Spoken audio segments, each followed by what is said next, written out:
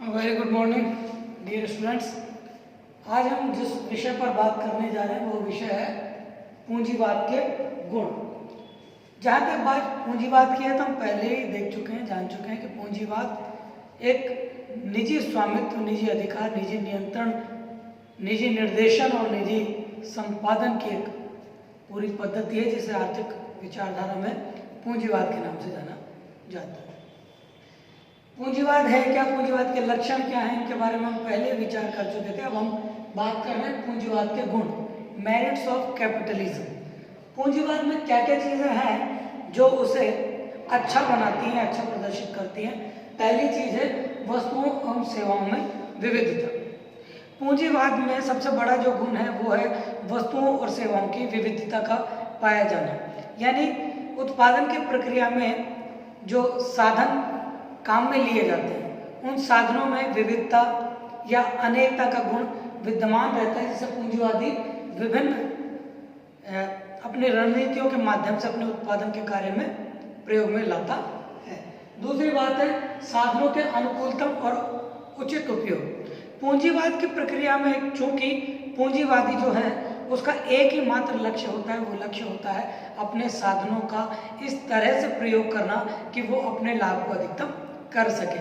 और वो अपने लाभ को अधिकतम करने के लिए उत्पादन की प्रक्रिया में जितने भी साधनों को प्रयोग में लाता है या उत्पादन के साधनों को का प्रयोग करता है, वो प्रयोग इस प्रकार करता है कि वो उनका ऑप्टिमल यानी अनुकूलतम या कहें कि उनका श्रेष्ठतम प्रयोग कर सके। वो उनका उचित उपयोग करता है, उस प्रक्रिया में उनको उस प्रकार आवंटित करता है, इस तरह से लगाता है कि कम से कम लागत में वो अधिक से अधिक उत्पादन कर सके और ज़्यादा से ज़्यादा लाभ प्राप्त कर सके। अगली बात है काम करने की प्रेरणा। क्योंकि पूंजीवादी पूरी प्रक्रिया में जो पूंजीवादक होता है यानी जो व्यक्ति उस पूरी प्रक्रिया को संचालित करता है, जिसका निजी स्वामित्व होता है, वो उस स्वामित्व को अपने लाभ की प्रेरणा से प्रेरित होकर कार्य करता है। अतः उस व्यक्ति का उस काम में करने की दृढ़ इच्छा होती है। क्यों? क्योंकि वो खुद के लाभ के लिए कार्य कर रहा है, वो किसी सामाजिक कल्याण या किसी भी राजनीतिक या राज्य के किसी हस्तक्षेप के तहत उस कार्य को नहीं कर रहा है। इसलिए वो इस पूंजीवादी प्रक्रिया की सबसे बड़ी विशेषता है कि वो काम को प्रेरित भाव से करता है।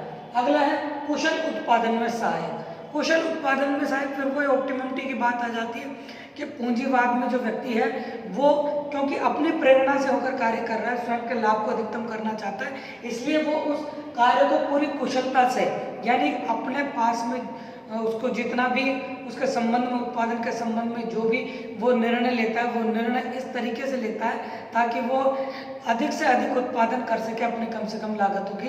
तो वो अपने आप को, अपने साधनों को कुशल रूप में एफिशिएंट तौर पर उनका प्रयोग में लाता है। जीवन स्तर में वृद्धि।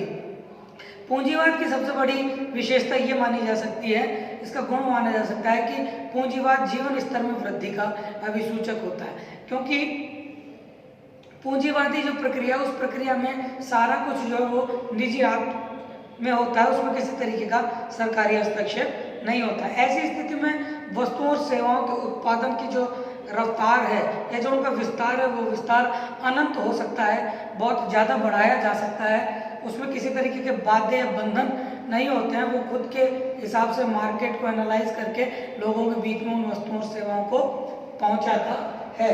लचीलापन या लोचशीलता।